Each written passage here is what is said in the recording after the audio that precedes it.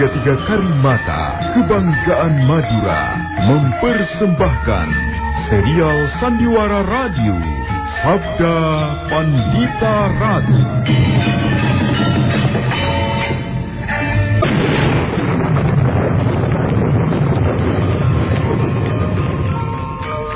Sabda Pandita Ratu. Naskah ditulis oleh Pondra Swastilangit, diolah oleh Agung Bahrodi, didukung oleh artis-artis terkemuka Ferry Fadli, Eli Ermawati, M. Abud, Ivone Rose, dan lain-lain. Teknik dan montase Ibing Arifin, dengan sutradara Dian Pertiwi.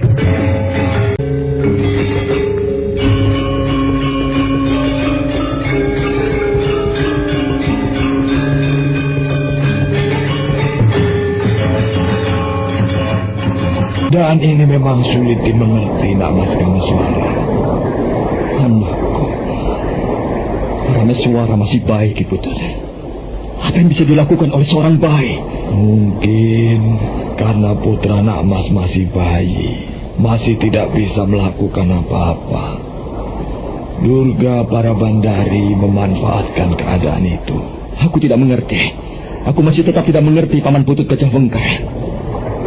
Kecuali jika yang dimaksud adalah pertempuran besar itu tanpa melibatkannya, tanpa melibatkan anakku, dan para pemilik raja itu yang melakukan, disertai oleh orang-orang yang ikut berpihak. Melibatkannya, Nak Mas. Bahkan perlu Nak Mas ketahui, putra Nak Mas saat ini telah berada di sekitar tempat ini pula. Ki Putut, jika Ki Putut bermaksud mengajak bercanda, namun yang ini sungguh membuatku gemetar. Sayang sekali, anak Mas Kameswara. Aku mengatakan yang sebenarnya. Apa yang aku sampaikan itu benar adanya. Kameswara ada di sini, lengkap dengan semua orang yang harus mengawalnya. Demikian juga dengan Durga Parabandari, lengkap dengan semua orang yang mengawalnya. Di mana putra Nak Mas dan bagaimana keadaannya? Jawaban yang dibutuhkan sangat panjang. Yang penting, Nak Mas tak perlu mencemaskan. Dapatkah aku percaya hal itu, Ki Putut? Bisa, Nak Mas. Aku tentu tidak berani mengatakan sesuatu yang tidak sesuai dengan keadaan kepada Nak Mas Kameswara, Jagat Dewa Batara, dan tempat yang akan dipergunakan oleh Durga Parabandari itu sungguh-sungguh tempat yang sesuai. Pulau itu. Siapa sebenarnya perempuan yang berada di dalam perahu hantu itu? Apa yang diceritakan Nak Mas Balangdiri tentang perempuan itu memang benar, Nak Mas. Perempuan yang bernasib malang. Ia harus berpisah dari raganya karena dirampas dan dipakai oleh sang titisan dari masa silam yang bernama Warakenya itu. Aku percaya, Paman. Aku percaya bahwa Bapak Panembahan adalah seseorang yang waskita, yang mampu melihat hal yang tak terlihat. Namun bagaimana sang Panembahan bisa mengatakan bahwa saat pertarungan itu sudah tiba, sedang anakku masih bayi? Kemunculan perempuan dalam perahu itu sebagai pertandanya, Nak Mas. Kemunculannya sebagai pertanda? Iya, benar. Aku tetap belum mengerti. Silakan Nak Mas menanyakan kepada suaminya. Bulan sepenggal timbul tenggelam di antara mega mendung yang berarak dari arah laut menuju ke daratan. Kameswara tiba-tiba merasa seperti berada di batas wilayah dunia manusia dan dunia kasat mata. Seolah ia tengah angus-angus mengintip dunia kegelapan yang dihuni para setan peri perayangan. Perahu yang menjadi pusat perhatiannya itu tetap terapung-apung di permukaan air yang gemerlapan. Ceritakan kisah Anak Balangdiri. Nama istriku itu Kunti Ulangsi. Aku mengawininya karena kami saling mencintai. Cinta yang kami jalin mulai saat kami masih bocah. Namun siapa yang mengira keadaan kami yang seperti itu rupanya yang justru menjadi pilihan Durga para Bandari. Hingga saat ini aku memikirkannya, apakah itu hanya sebuah kebetulan atau tidak. Aku tetap sulit menerimanya. 10 tahun lamanya aku menunggunya. Akhirnya ia muncul. Kemunculan istriku merupakan pertanda telah tiba sebuah saat di mana ada kemungkinan istriku akan tertolong atau tidak sama sekali. Kemunculan istrimu bisa dijadikan pertanda akan terjadinya pertarungan itu. Bukan main. Apakah sebelumnya istrimu memiliki mata ketiga di keningnya? Tidak. Istriku adalah manusia lumrah sebagaimana umumnya. Sebelum itu, apakah ia mempunyai keganjilan-keganjilan? Juga tidak. Tidak ada tanda-tanda aneh yang mendahului peristiwa itu. Ceritakan lebih rinci, Balanggiri. Aku seorang nelayan. Kehidupanku sebagai pecinta laut itu adalah karena kuwarisi dari ayahku yang juga nelayan. Itu sebabnya aku mempunyai keinginan yang aneh. Apa keinginan aneh itu, Kisanak Balanggiri? Aku ingin membawa istriku yang baru saja aku kawini itu naik perahu. Keinginan itu didorong oleh rasa senang karena cita-citaku menjadi kenyataan. Dan juga karena aku ingin agar istriku mengenal lebih dekat kehidupanku di laut. Jika aku tahu hal itu adalah awal sebuah bencana, aku tak akan melakukannya. Nasi telah menjadi bubur. Mata Balangliring sayu memandang ke arah laut yang bergerak beriak-riak. Ombak yang bergulung tidak terlampau besar mempermainkan perahu hantu. Sebuah perahu dengan seorang perempuan yang menjadi penumpangnya, yang sebenarnya tidak ada dalam wujud nyata. Siapapun yang merasa penasaran dan mencoba mendekati perahu itu, tak akan pernah kesampaian keinginannya, karena perahu itu akan lenyap dari pandangan mata. Balangliring menerawang ke 10 tahun yang lalu. Kakak, aku takut, Kakak. Tak perlu takut, Ulansi. Ayo, naiklah. Aku akan membawamu berputar-putar. Kalau perlu sampai mendekati Nusa Kambangan. Jangan takut, Ulansi. Naik perahu itu justru enak. Orang akan ketagihan nantinya. Naiklah perahu sebelum kau sendiri nantinya akan menjadi perahu untuk suami. Ayo, kau harus menjadi istri kalau sudah naik perahu ya. Ayo naik, jangan ragu. Kalau perahunya nanti terbalik bagaimana? Sudah sekian tahun aku menjadi nelayan. Aku tak pernah mengalami apa-apa. Kau akan kubawa berenang ke tepi. Jangan khawatir. Baiklah. Tepuk tangan kawan-kawan.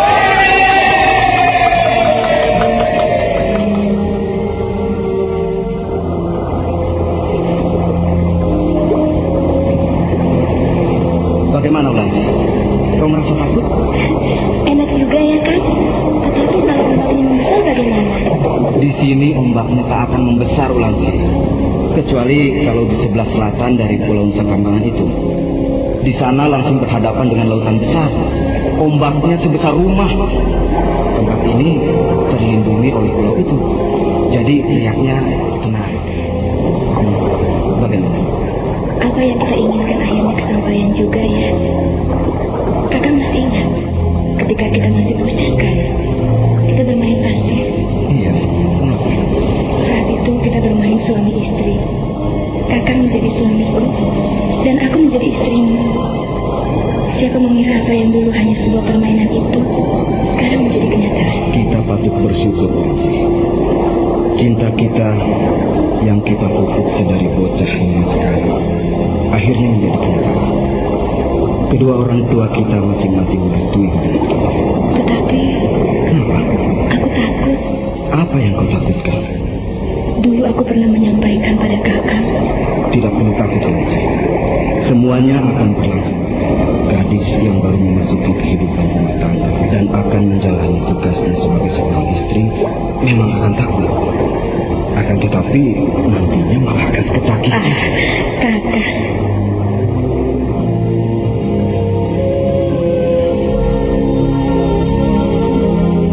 Tatapan mata Balangliring semakin menerawang. Teringat pada kenangan yang tak mungkin bisa dibuang. Kenangan itu bahkan menjadi hantu yang selalu mengganggu hari-harinya yang berkepanjangan. Balangliring teringat betapa saat itu perahu yang ditumpangi bersama istrinya terus bergerak dipermainkan ombak. Palang Liring mendekap istrinya dengan mesra dan sepenuhnya menyerahkan arah perahu kepada ombak yang bergulir tenang. Sampai kemudian pasangan suami istri yang baru saja diresmikan hubungannya itu terkejut melihat sesuatu yang benar-benar aneh. Apa itu, Kang? Itu orang asing. Iya, orang yang berjalan. Orang itu berjalan di atas permukaan air, Kang. Diamlah, diamlah. Bagaimana? Diamlah, Langsi. Kita kembalikan tarik perahunya. Kita kembali ke daratan. Lihat, orang yang berjalan di atas permukaan air itu mendekati kita. Aku takut. Bagaimana wujud sosok tubuh yang mampu berjalan di atas permukaan air itu, Kisanak Palang Liring?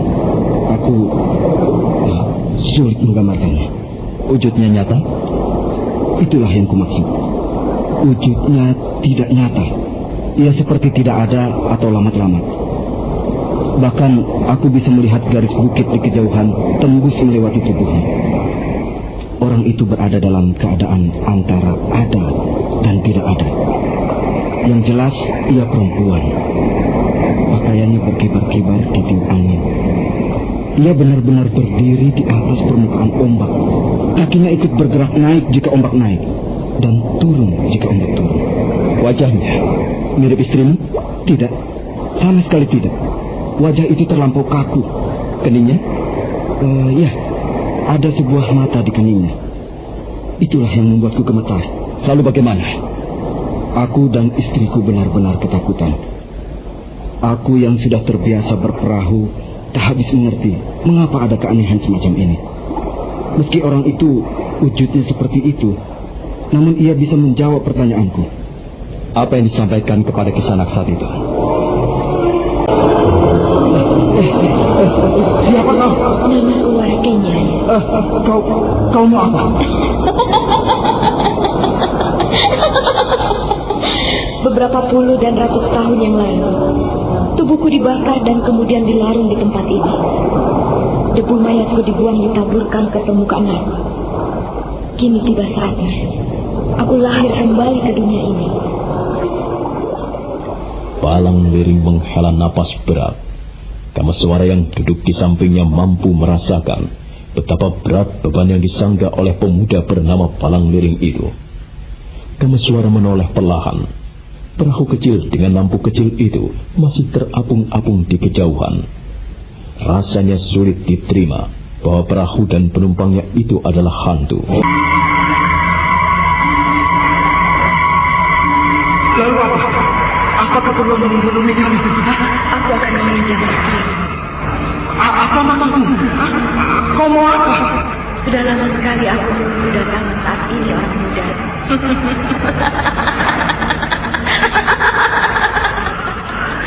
Berpuluh hingga berjam-jam hingga ratusan tahun lamanya aku menunggu datangnya kesempatan ini. Akhirnya aku menemukan. Kau apa yang kau maksud? Istrimu adalah wadah yang sesuai. Pergilah kau. Jangan ganggu aku. Jarang sekali aku menemukan kesempatan seperti ini orang muda.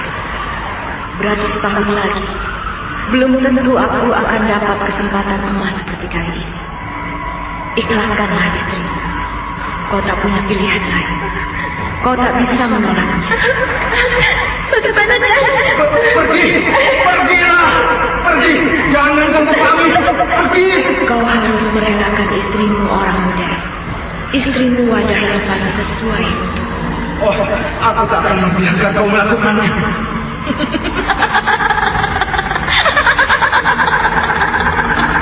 Kau akan menghalangi kehendakku? Turun kau dari perahu. Turun kau.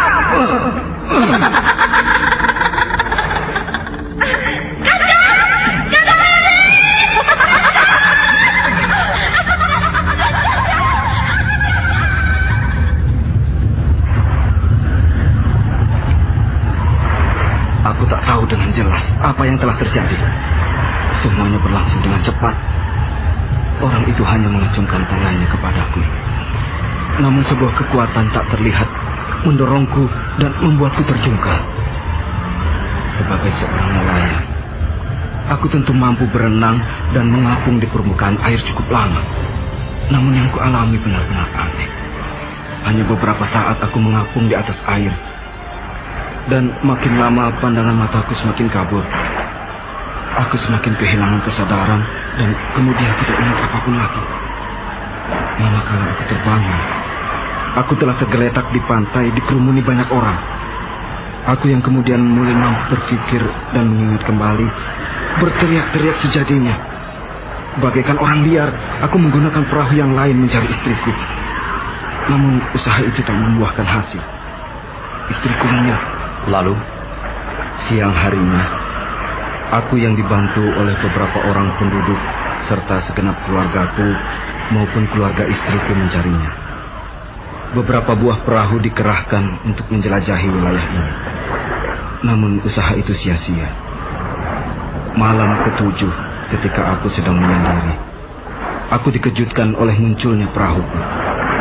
Aku seperti gila berteriak-teriak memberitahu yang lain. Beberapa buah perahu kami kerahkan untuk mendekati perahu yang ditumpangi istriku. Namun demikian kami semakin dekat. Bayangan perahu itu semakin kabur dan menghilang. Manakala kami menjauh, perahu itu nampak. Namun saat kami mendekati lagi, perahu itu menghilang kembali.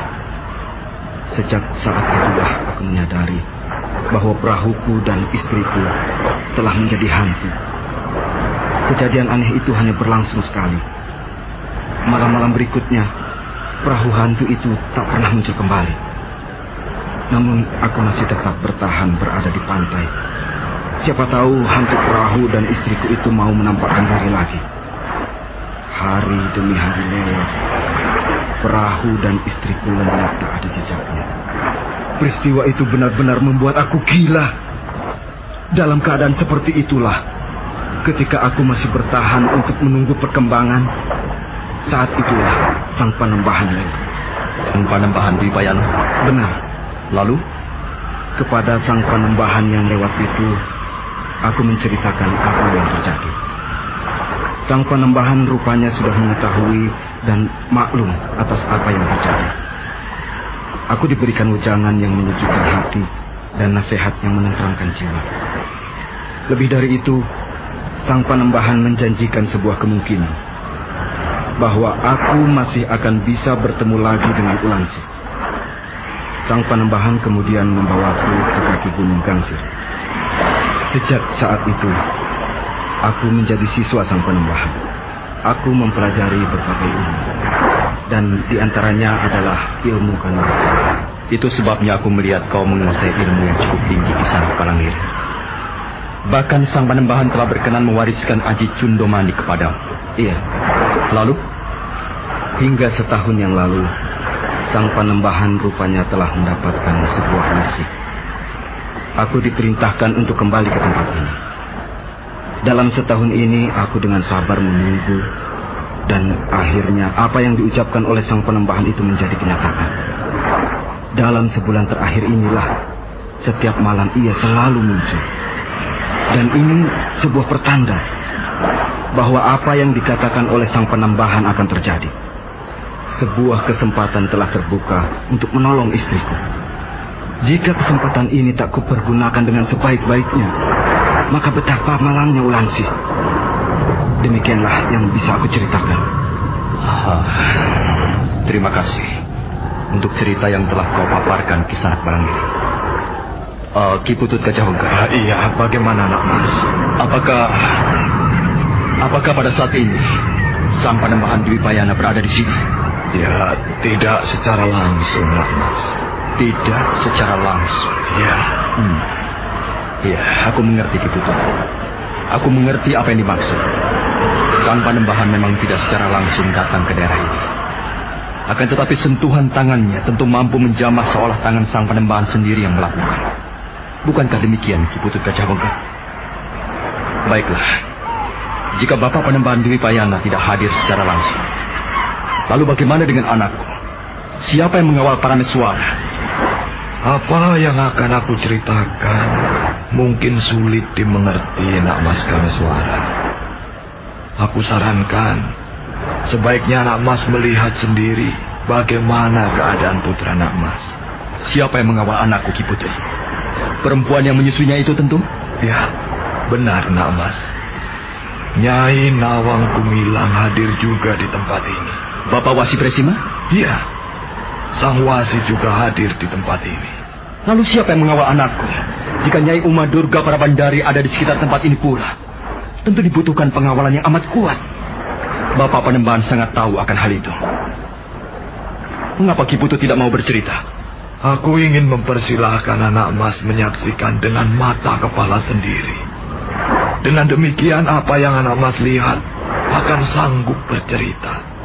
Baiklah, lalu kemana kita pergi? Kita bertiga akan menyeberang ke pulau di sana. Kita akan berusaha menemukan api abadi. Api abadi? Benar, Nak Mas. Aku telah menjelajahi segenap sudut dari pulau itu. Aku tak berhasil menemukan apapun. Tak ada orang di sana. Juga tak ada api yang katanya berkobar-kobar tanpa henti. Dibutuhkan keadaan khusus untuk dapat melihat api abadi itu, Nak Mas. Apa hubungan api abadi itu dengan anakku? Di tempat itu, anak Mas Parameswara sedang dimandikan. Dimandikan? Iya, dengan api itu. Kameswara terdiam sejenak oleh jawaban itu. Matanya tajam memandang ke arah Ki Putut Gajah Wengker. Tetapi nampak jelas bahwa Ki Putut tidak sedang bermain-main dengan jawabannya. Kameswara tiba-tiba membayangkan api yang berkobar-kobar dan anaknya yang masih bayi terbakar di dalamnya.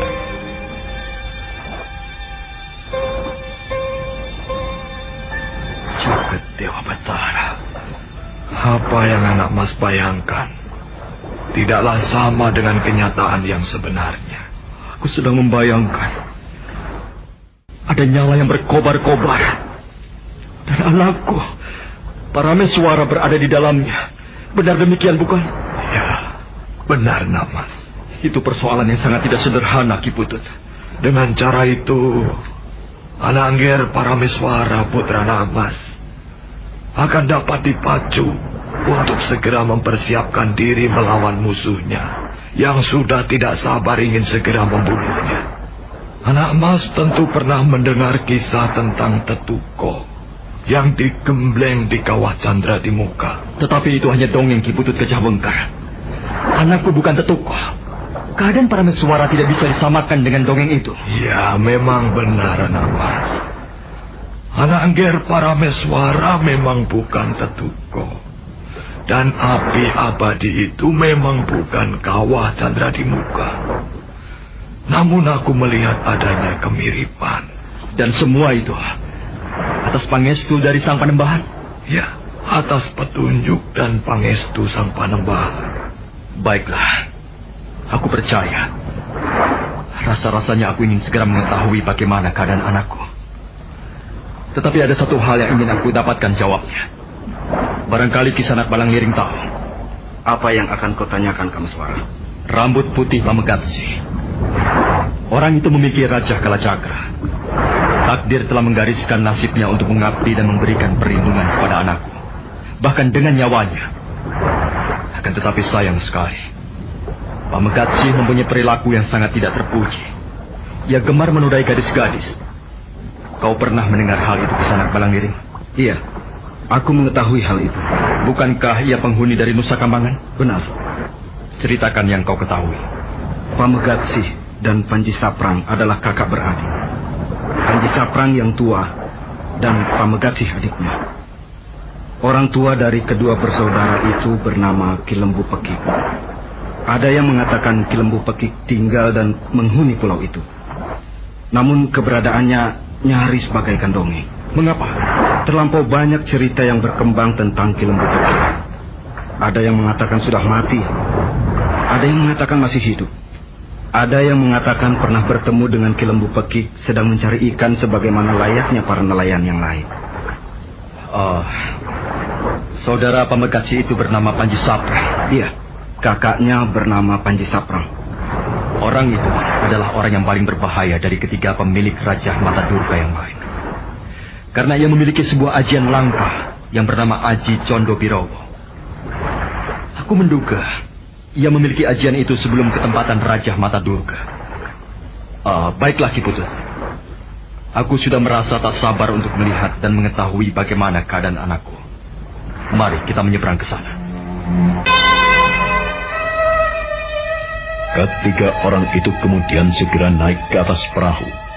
Kameswara menggerakkan dayungnya dengan tenang, diarahkan pada perahu yang terapung-apung di kejauhan. Ketiga orang itu memperhatikan perubahan dan perkembangan yang terjadi dengan seksama. Semakin dekat dengan perahu berlampu kecil itu, wujud perahu dengan perempuan penumpangnya semakin tak jelas, semakin kabur, dan kemudian lenyap. Nah, saudara pendengar, bagaimanakah kisah selanjutnya? Ikutilah terus serial Sandiwara Radio, Sabda Pandita Ratu.